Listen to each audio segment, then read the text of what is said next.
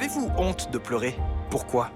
Ah non, pas honte, parce que pleurer, c'est naturel. En public, oui, c'est toujours plus délicat et plus compliqué, mais sinon, entre nous, non, pas forcément. Devant les gens, j'ai un peu honte. On m'a appris qu'un homme, ça doit pleurer seul, pas devant les gens. On doit pas montrer notre tristesse. Ça dépend les contextes. Avant, oui, mais maintenant, ça va, j'arrive plus à assumer. Qu'est-ce qui vous fait le plus facilement pleurer? Joie et tristesse, devant des paysages parfois. Les beaux couchers de soleil avec des gens qu'on aime fort, qu'on n'a pas vu depuis longtemps. Les films, beaucoup. Moi, je pleure plus de joie et généralement, c'est les moments émouvants, type une finale de Coupe du Monde, l'arrivée à l'UTMB, des moments comme ça. Et moi, c'est l'amour et le sport. Pour vous, qu'est-ce que les larmes disent que les mots n'arrivent pas à exprimer? Ça exprime des choses qui sont pas verbales, plus une émotion très pure en fait. Je pense que pendant qu'on pleure, on a une introspection aussi, et c'est une thérapie. Ouais. Pour moi, c'est plus fort. C'est-à-dire que les mots, on peut les contrôler, les larmes, généralement, on les contrôle pas. Peut-être qu'on partage ces émotions avec les autres sans me parler. Bonjour et bienvenue dans ce nouvel épisode de Ma Foi, l'émission qui parle de la foi chrétienne et qui pose des questions sur de grands thèmes de société. Aujourd'hui, nous parlons des larmes, celles qui jaillissent de nos corps et de nos cœurs, celles qui impactent nos relations et ébranlent nos croyances, celles qu'on subit, celles qu'on cache, dont on a parfois honte. Pour mieux comprendre cette réalité universelle, nous avons mené notre enquête. Mais que disent nos larmes? Sont-elles le simple débordement d'une émotion passagère? Un peu plus tard, Damien nous emmènera en Israël, dans la ville d'Arad, à la rencontre de Rick. Là-bas, une œuvre saisissante, sculptée dans la foi, fait écho aux souffrances d'un peuple et à celle du Christ. La fontaine aux larmes. Si je devais la décrire d'une seule phrase, je dirais que c'est un dialogue de souffrance entre l'Holocauste et la crucifixion de Jésus. Et pour m'accompagner tout au long de cette émission, j'accueille David Bouillon. Pasteur, professeur de théologie et fin connaisseur de l'histoire d'Israël, David Bouillon est aussi engagé dans le dialogue judéo-chrétien. David, bonjour. Bonjour. David, on a vu dans ce micro-trottoir qu'il y a parfois des larmes de joie, des larmes bien sûr de tristesse, de souffrance. Parfois même les larmes viennent combler ce qu'on n'arrive plus à dire. Qu'est-ce que ça dit de notre humanité, ces larmes? C'est vrai que les larmes, elles accompagnent un peu les grands moments de notre vie. Ouais. Quand un nouveau-né, il commence sa vie en pleurant, en criant. Et puis quand on arrive à la fin de sa vie, et puis qu'on passe par les funérailles, il y a des gens qui pleurent aussi à notre sujet. Et donc c'est vraiment quelque chose qui révèle notre humanité dans ce qu'elle peut avoir de plus authentique et de plus profond. Et ça a révélé peut-être des choses en toi, ces larmes? Oui, ça m'est arrivé en tout cas plusieurs fois dans ma vie d'être vraiment dans une situation où ces larmes sont vraiment venues de manière assez étonnante. En particulier, je me souviens d'un événement dans ma vie d'étudiant. J'étais parti étudier à Jérusalem pendant une année. Et puis, vers 10h du matin, des sirènes ont retenti. Puis je me suis souvenu que c'était le jour où, en Israël, on commémorait les victimes de la Shoah. Et puis, au moment où j'entendais ces sirènes, des larmes me sont venues. Et puis, j'ai vraiment pleuré abondamment, presque avec des spasmes, comme si j'entrais, d'une certaine façon, en me disant « mais ça peut être aussi une souffrance que, pour la première fois, peut-être je comprends ». Alors justement, quand on est confronté à de telles souffrances, comme ceux qui ont vécu la Shoah, on peut être tenté de chercher quel est le sens de tout ça. Pourquoi c'est arrivé? Est-ce qu'il y a toujours un sens aux souffrances, un sens aux larmes? Je crois que c'est toujours un petit peu indécent de vouloir trouver un sens à des événements qui étaient aussi tragiques et puis qui ont touché des personnes aussi profondément dans leur humanité. Mais en tout cas, ce qui est important, c'est de comprendre que dans la tradition juive, face à ces situations extrêmes, et le peuple d'Israël en a connu beaucoup dans son histoire, des tentatives de le supprimer, ça a toujours été de dire on fait le choix de la vie. C'est un des grands commandements qu'on trouve dans le livre de Deutéronome. Je mets devant toi la mort et la vie, choisis la vie. Et en particulier à Yad Vashem, qui est ce mémorial à Jérusalem où on fait mémoire de cet épisode terrible de la Shoah. Une fois qu'on a traversé toute cette longue galerie, on arrive sur une terrasse à l'air libre et puis on voit finalement la vie, il y a des arbres, au loin on voit des maisons, on entend le bruit de la ville. Et c'est une manière symbolique aussi de nous rappeler que la seule réponse peut-être qu'on a, qui n'est pas d'abord intellectuelle, c'est de choisir la vie. Merci pour ces premiers échanges déjà profonds. Ce que je te propose, c'est de visionner une enquête qu'on a menée sur le sujet des larmes. On regarde ça ensemble et on se retrouve juste après. Aujourd'hui, nous abordons un sujet aussi intime qu'universel, les larmes. Elles surgissent parfois sans prévenir, silencieuses ou bruyantes, discrètes ou bouleversantes. Mais que disent nos larmes? Sont-elles le simple débordement d'une émotion passagère ou bien expriment-elles quelque chose de plus profond, plus sacré que les mots ne savent plus dire? Dans le corps humain, les larmes ont une fonction bien précise. Elles lubrifient, protègent, nettoient la surface de l'œil. Mais il existe 3 types de larmes. Les larmes basales, pour hydrater, les larmes réflexes, pour évacuer une poussière, et les larmes émotionnelles. Ces dernières intriguent encore les chercheurs. Contrairement aux autres mammifères, l'être humain est le seul à produire des larmes visibles en réponse à un vécu intérieur. Alors, pourquoi pleure-t-on d'émotion? Les larmes, ça va être d'abord une réaction physiologique. Laisser sortir finalement l'émotion qui nous traverse. C'est aussi un signal, un appel à l'aide qui va pouvoir être reçu par les autres. En musicothérapie, les larmes vont être l'expression de l'émergence d'une émotion enfouie parfois. Et la musicothérapie se sert de la musique comme médium pour entrer en fait dans des canaux de communication avec les personnes qui ont des difficultés à le faire. La musique, il y a une résonance. Elle nous permet de ressentir nos émotions à plusieurs sans forcément la verbaliser. Longtemps considérées comme un signe de faiblesse, les larmes ont été refoulées, surtout chez les hommes. Mais notre regard évolue. On commence à comprendre qu'elles ne sont pas le contraire de la force, mais une autre forme de puissance intérieure. Celle de se montrer vrai, d'oser l'émotion, d'habiter pleinement l'instant. Dans certains rituels culturels, religieux ou même thérapeutiques, pleurer devient un acte de purification, de libération, un passage. Alors dans une société où pleurer reste souvent tabou, comment les normes culturelles ont-elles façonné notre manière de pleurer, de retenir ou de cacher nos larmes? C'est à la fois au centre de la vie humaine et à la fois pour les humains quelque chose qui est très difficile à supporter. Notamment nous dans nos sociétés où on est très cartésien et où on a basé les choses sur la science par exemple. On aime bien expliquer, on aime bien comprendre, on aime bien construire les choses à partir de causalité. On pourrait dire que les humains pleurent.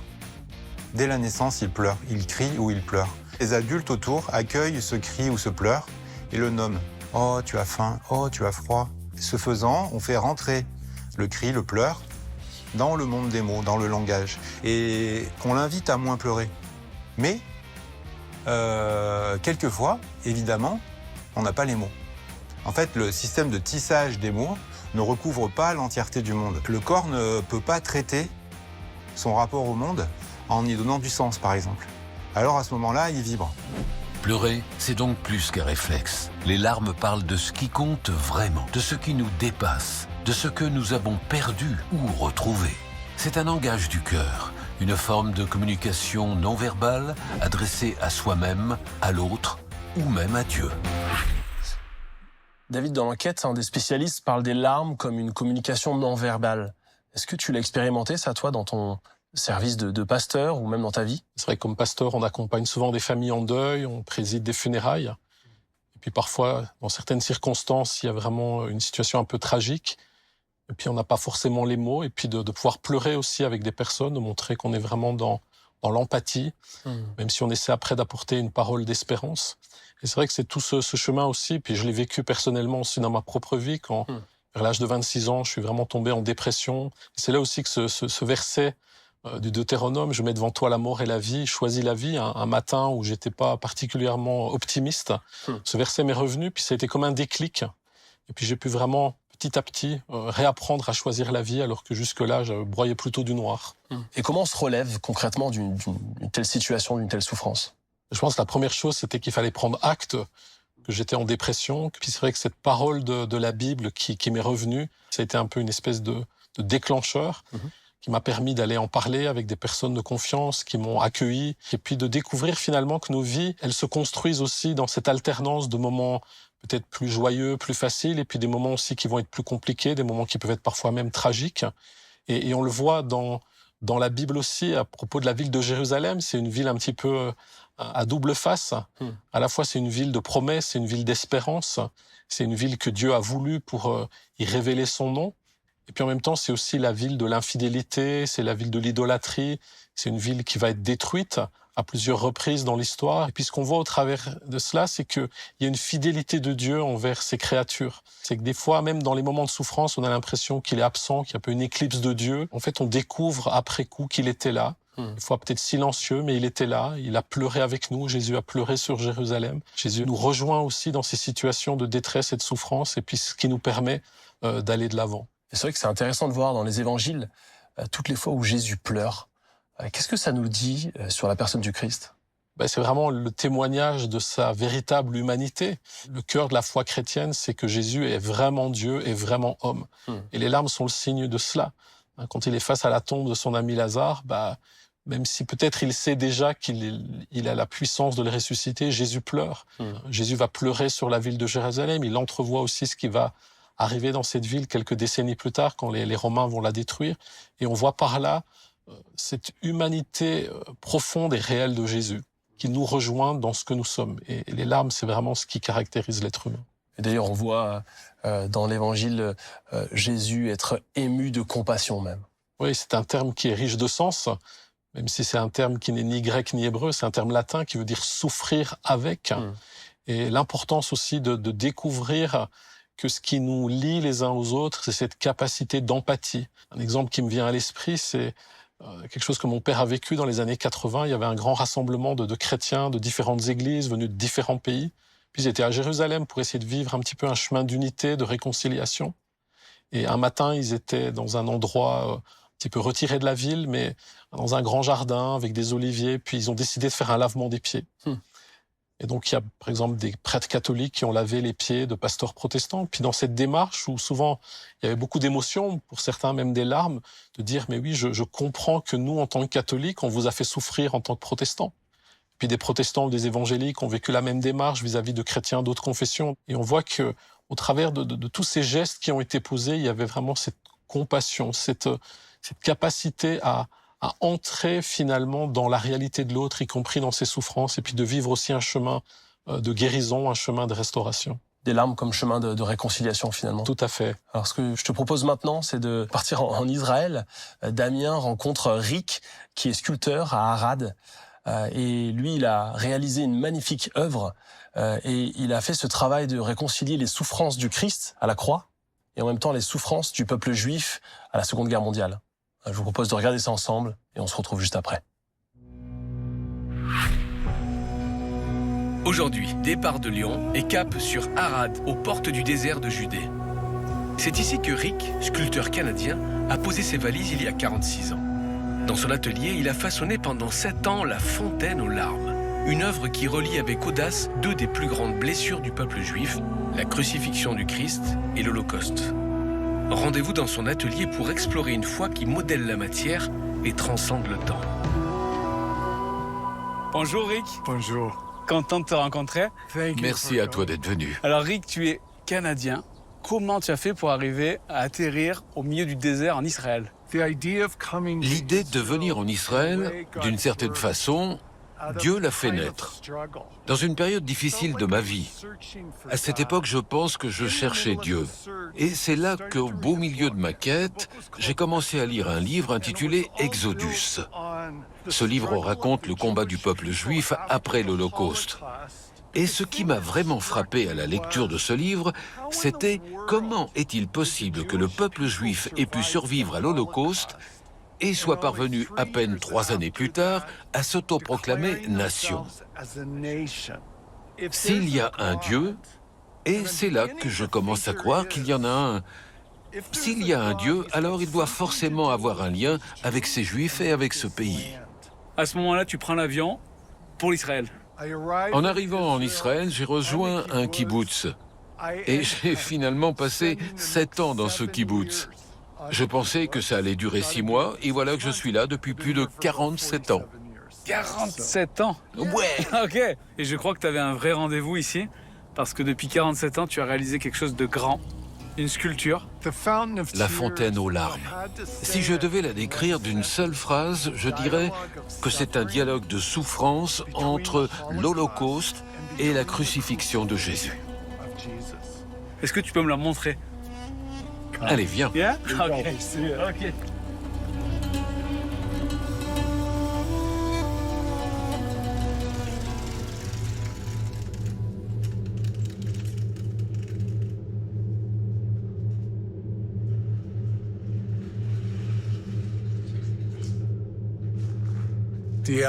Voilà, pour commencer, tu vois ces éléments. Tu as devant toi 7 panneaux. Ils représentent les 7 dernières paroles que Jésus a prononcées alors qu'il est crucifié, quand il est sur la croix. Les personnages en bronze représentent des survivants de l'Holocauste. Tu peux retrouver tout ça dans les éléments qui constituent la fontaine, mais d'une certaine façon, la clé, ce sont les larmes. Alors Rick, si chaque panneau représente une dernière parole de Jésus, est-ce que tu peux me l'expliquer, s'il te plaît? Le premier panneau symbolise « Père, pardonne-leur, car ils ne savent pas ce qu'ils font ». Tout le focus est sur le pardon. Le personnage qui a survécu à l'Holocauste est en train de gérer intérieurement ce qu'il peut saisir de ces mots. Le panneau central représente quelque chose qui nous touche tous, si souvent dans ce dialogue. « Mon Dieu, pourquoi m'as-tu abandonné ?» Ça, c'est une parole très forte. Comment tu la comprends? Tout ce cri de souffrance depuis le lieu même de la croix est une question forcément légitime adressée au Père. Et le personnage de l'Holocauste représente l'endroit même où se pose cette question « Où était Dieu ?» dans ce moment de séparation, d'abandon.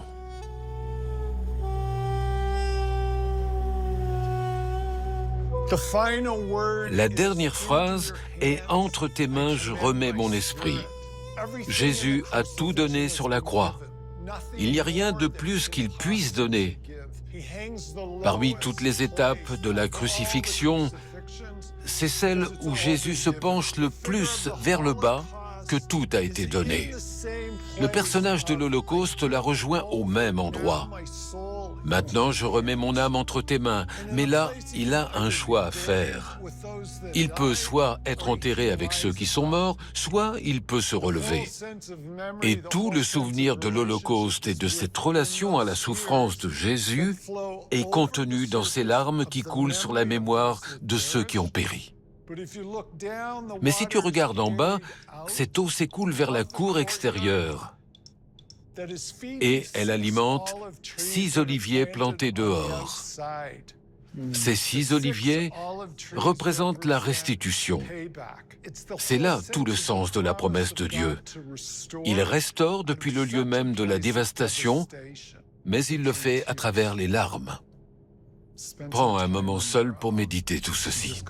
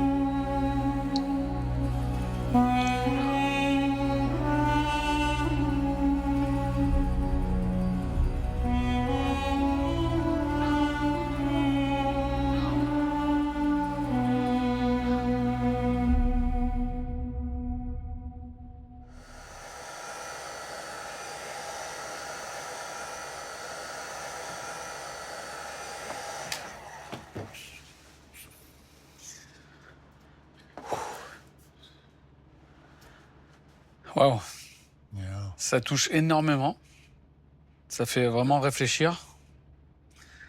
Et en même temps, je peux pas m'empêcher de me poser cette question de l'insolence. Tu es Canadien, c'est pas ton histoire.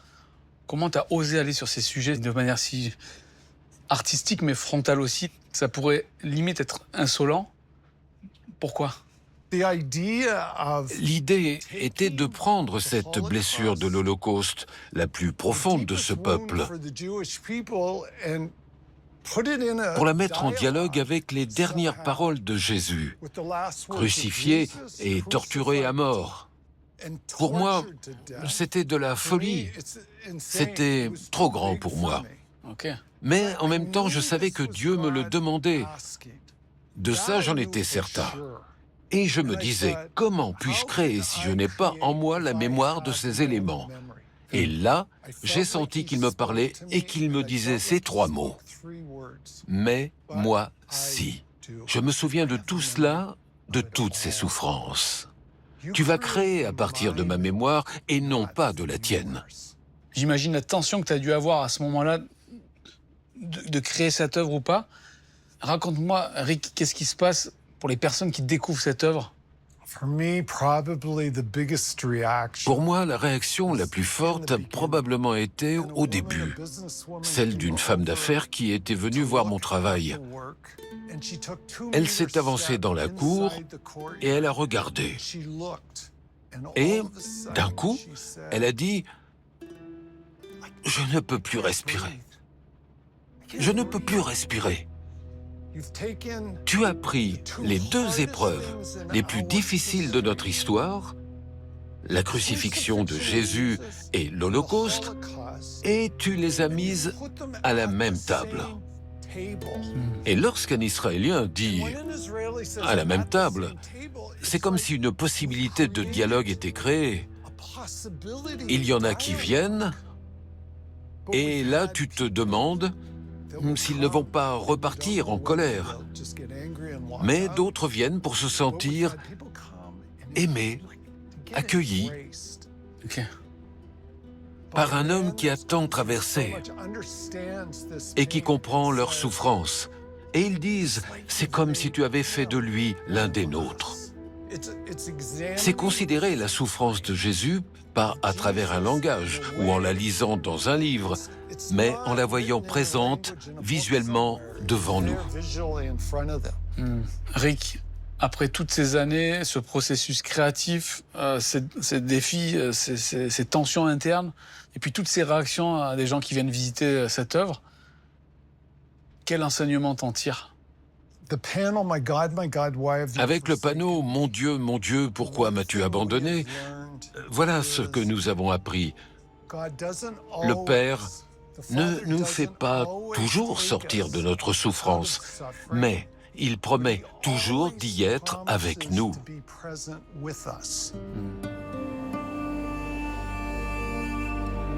N'y a-t-il point de baume en Galade?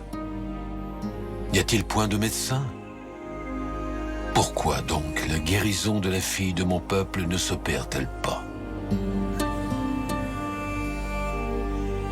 Oh, que ma tête était remplie d'eau, et mes yeux une fontaine de larmes. Je pleurerai jour et nuit les morts de la fille de mon peuple.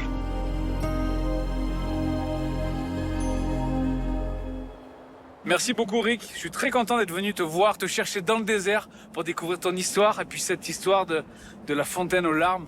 C'est tellement puissant, ces deux souffrances qui se rencontrent et puis qui rencontrent la nôtre. Tu m'as emmené dans ce désert. Qu'est-ce que ça veut dire pour toi?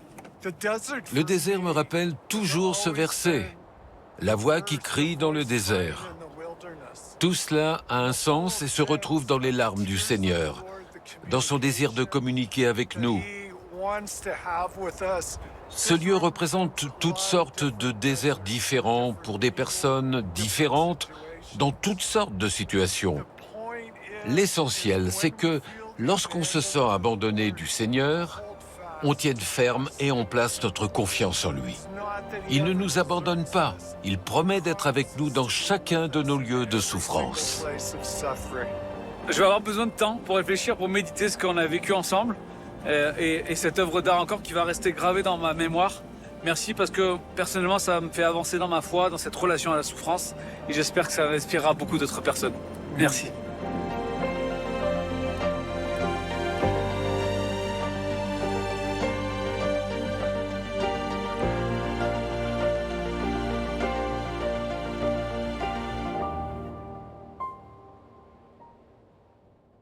Alors, quelles sont tes impressions sur ce reportage et puis cette fontaine aux larmes de Rick? C'est vrai que moi, j'ai eu la chance d'aller la voir sur place il y a quelques années. Et puis la première fois où j'ai vu cet ensemble de sculptures, j'étais un petit peu surpris. Je me suis dit, mais comment est-ce qu'il ose faire ça? Mettre comme ça en dialogue la souffrance du Christ, on pourrait dire une thématique chrétienne, et puis la souffrance du peuple juif pendant la Shoah, dans les camps de la mort. Et puis, en écoutant la présentation de ces sculptures et puis en discutant aussi avec Rick par la suite, de comprendre que tout le processus qu'il avait vécu était quelque chose de très très juste. Jésus, on peut pas totalement le dissocier de son identité juive. Jésus est né juif, il a été circoncis. Sur la croix, c'était écrit par Pilate, Jésus, le roi des Juifs. En même temps, bien sûr, il n'est pas non plus totalement identifié à ce qu'on connaît du judaïsme aujourd'hui. Et c'est vrai que c'est souvent un petit peu un sujet qui reste difficile pour la communauté juive de savoir qui est Jésus.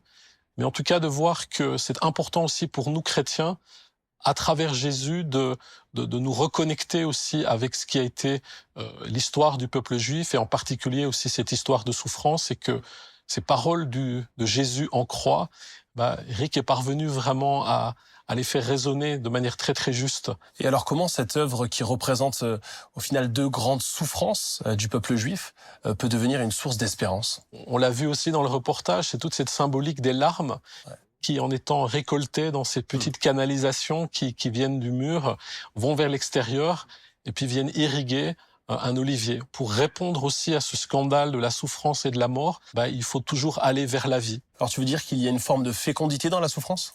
Alors, faut être prudent avec ce genre de formulation.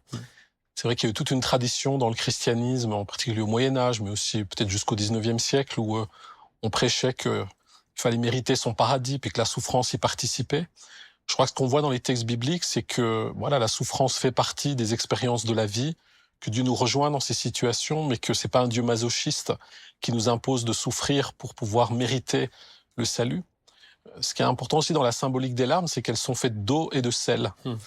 L'eau, c'est ce qui donne la vie. On en a besoin pour irriguer, pour arroser, pour faire mûrir toute la nature. Et puis le sel, c'est ce qui donne de la saveur. Et les larmes, finalement, c'est ce qu'on découvre peut-être au travers de ces expériences de souffrance, c'est que on a un autre goût de la vie parce qu'on a traversé parfois des expériences un peu difficiles. Alors, on vient de voir que finalement les larmes peuvent faire grandir notre foi. Mais ce qui est paradoxal, c'est qu'à la fin des Écritures, il y a le livre de l'Apocalypse, où on voit que Dieu essuiera toute larme.